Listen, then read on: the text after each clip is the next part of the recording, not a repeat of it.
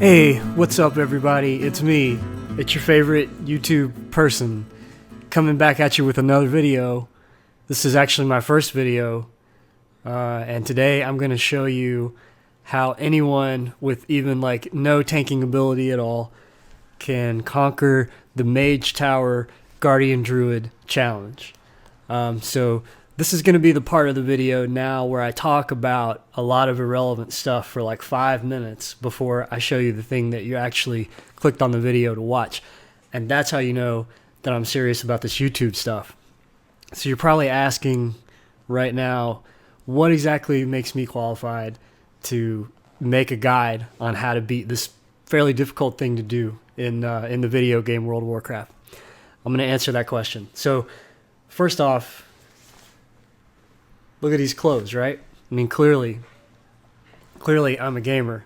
Not just anyone can buy these clothes from a website and look like they're a cool teen who really understands video games.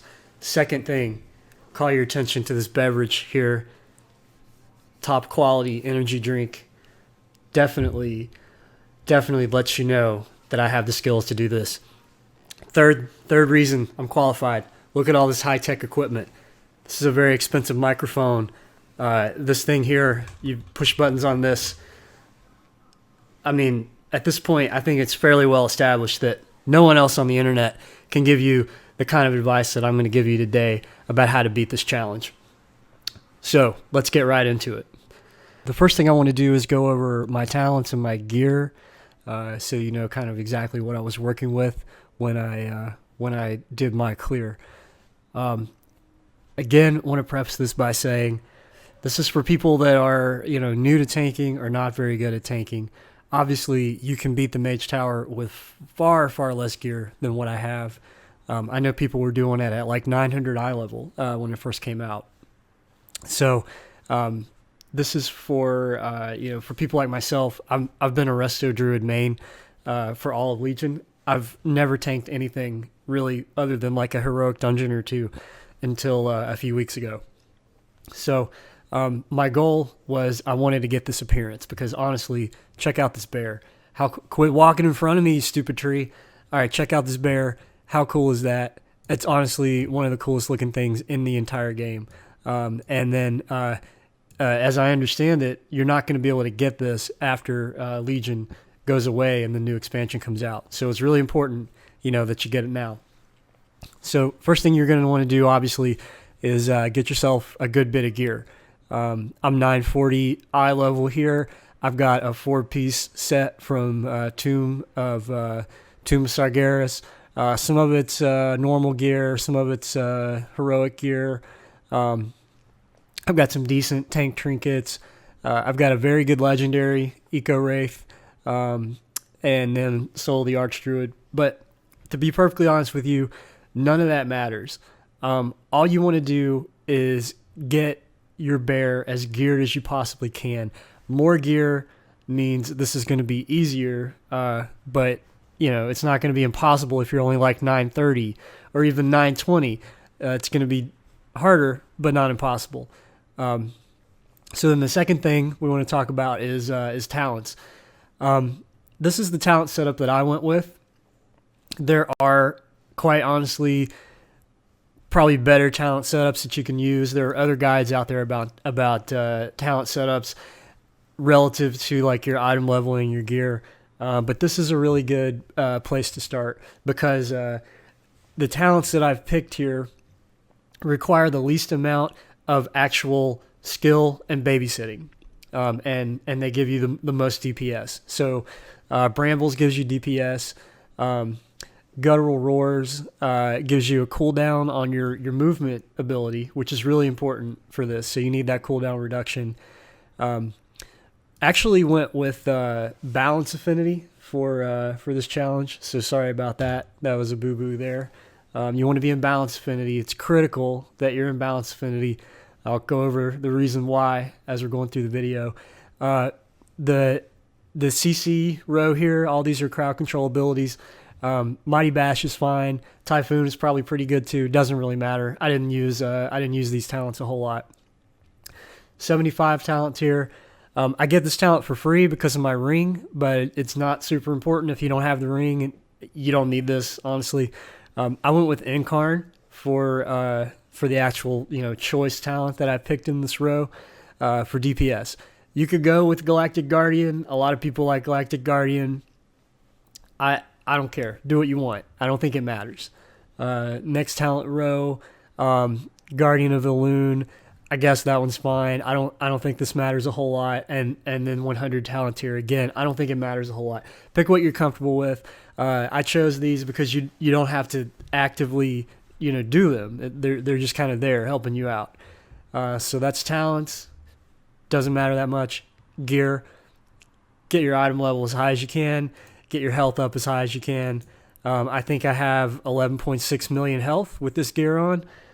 So that's quite a bit of health. It's pretty important that you get your health up. All right, for this next part, I'm going to walk you through preparing to get started and then actually do play-by-play of my successful run. So to start out, you want to make sure that you have all your consumables ready, your food, flask, and augment rune, and then also make sure you have at least 2 potion of prolonged power and drums so that you can hero during phase 2. So go ahead and get started here. Once you zone into the scenario, you'll have about 30 seconds of RP that you have to watch. While that's going on, go ahead and get all your buffs up and get ready to pre-pot. Of course, you want to pre-pot before you pull the boss so that you have the pot available again in phase 2. And you're going to pull the boss with Moonfire, and you're going to back away from him so that he continues to move towards you. The goal here is to get him to stop more or less right on top of Prophet Velen. The reason for that is Velen, from what I've read and other guides, Velen does more DPS on Inquisitor Varus if he's in melee range. So that's the first thing you got to get right. Now, immediately after the encounter starts, you're going to have 2 mechanics that you have to deal with that start right away. First one is this Tormenting Eye. So you can see here I pop a Moonfire on that eye. And then the second thing that's going on, kind of an overlap, is Drain Life. It's an ability that Inquisitor Varus is going to cast approximately, I think it's like every 30 seconds or so. You're going to make sure every time that happens that you interrupt it. If you don't interrupt it, he will siphon health away from Velen. That's bad because he heals and Velen takes damage. And of course, the longer he's alive, the more Infernals can come up. And just generally, your goal is to get this guy DPS down to 0 as fast as you can. So 2 mechanics there, the interrupt and then the Tormenting Eye. Those eyes are going to continue to spawn throughout the encounter. So you want to make sure that you get a Moonfire on them immediately. The other thing you want to make sure that you do is always try to face the eye because they have a mechanic that'll boop you backwards and potentially knock you off the ledge of the arena. I've had many failed runs in that way just because I wasn't paying attention to my positioning. All right, so the next mechanic that you got to be aware of is the big circle of void poop on the ground. This is why you want to run Balance Affinity for this encounter. You actually can stand just on the outside edge of this to where you're not taking any stacks of the debuff that it gives you, and you can thrash and swipe and Moonfire and still hit Inquisitor Varus. You can do DPS without taking damage. Fantastic ability for the Guardian Druid in this scenario. All right, so that's your goal. You just want to stand here and thrash, swipe, and DPS him down during any downtime that you have. But unfortunately, you're not going to have a lot of downtime because now we see the second part of the encounter coming into play here. These elementals are going to spawn from the outside edges of the arena and collapse on you. And so you're going to have to do something to deal with these guys. They hit very hard. If they start casting on you, they can absolutely wreck you.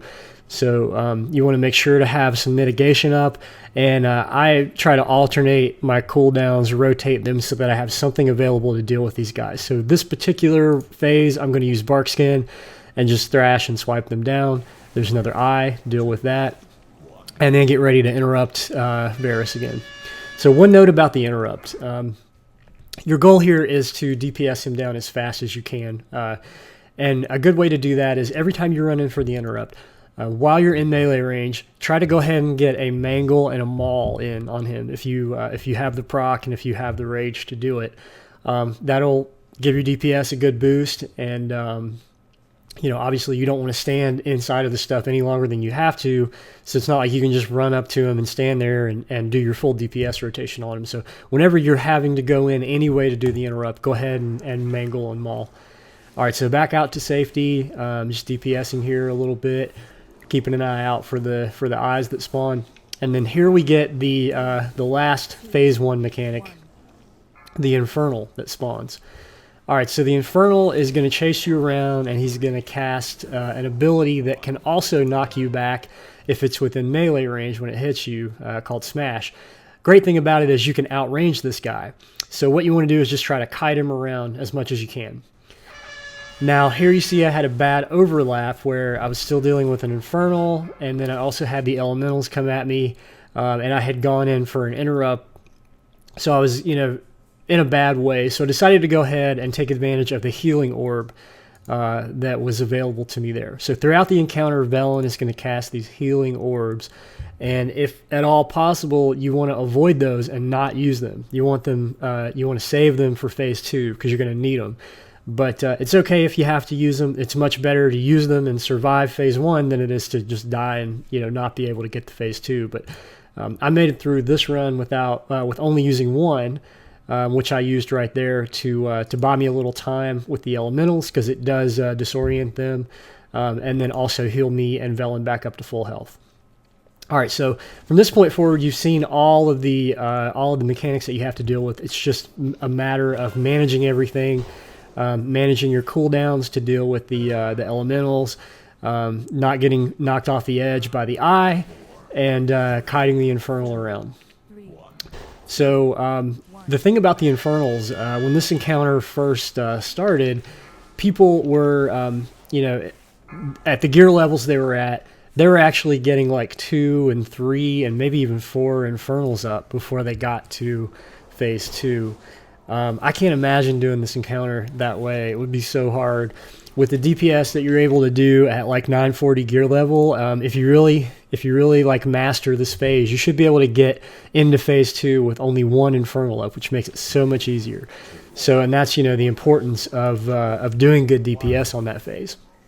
All right, so here we are. Phase 2 has just started, and you can see now this is the actual boss that we have to fight, Cruel. So you want to target him immediately, and then go ahead and hero and repot. And that's when I'm going to pop Incarnation and just start thrashing like crazy, trying to do as much DPS as I can during the heroism window, and just try to get him as low as I can, as fast as I can. So while this encounter is going on, there are several things that you have to manage. This is really kind of a chaotic part of the fight.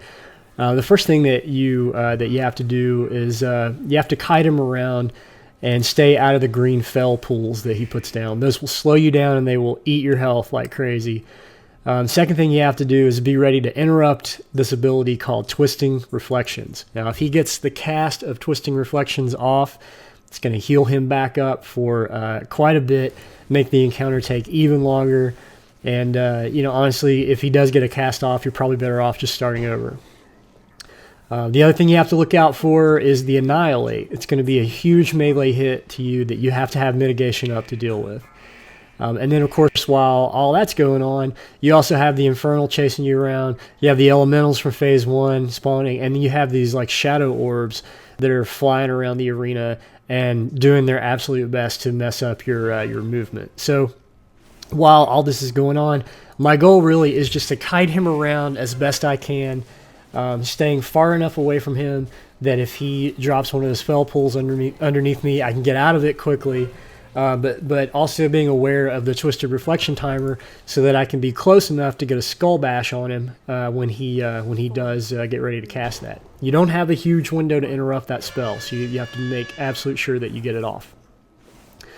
Alright, so that's really it. You just have to manage all of these things and get lucky. You know, there's a fair bit of luck involved. There are a couple of times here where you know, I was almost dead and managed to trigger an orb at just the right moment, or managed to hit my speed boost and get away. You can see I'm doing that now. Managed to get away from him and buy myself enough time. So being aware of his cast times when his abilities are going to come up again are critical, because you don't want to be running halfway across the arena when he's getting ready to cast Twisting Reflections, because you won't be able to interrupt it.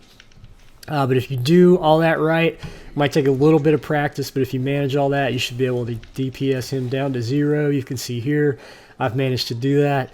And I'm not even really sure if I've beaten the encounter yet. I'm kind of freaking out, like, you know, oh my gosh, I hope something doesn't go wrong at this point, you know, and then boom, there it is. I know that I won. So I'm super happy.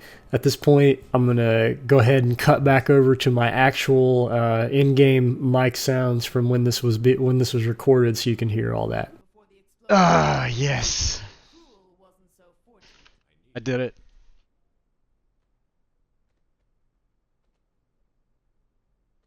We are all that stands between the Legion and annihilation. My gear is broken.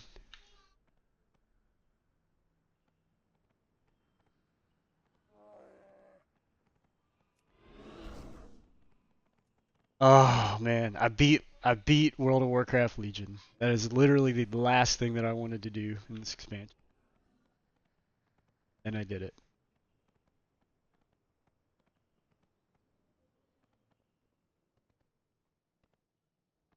Greetings.